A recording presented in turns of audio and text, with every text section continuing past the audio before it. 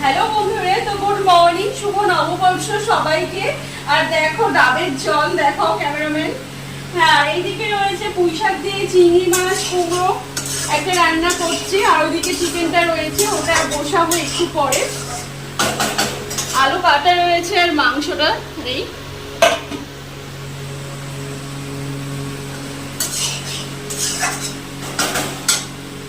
ঠিক আছে।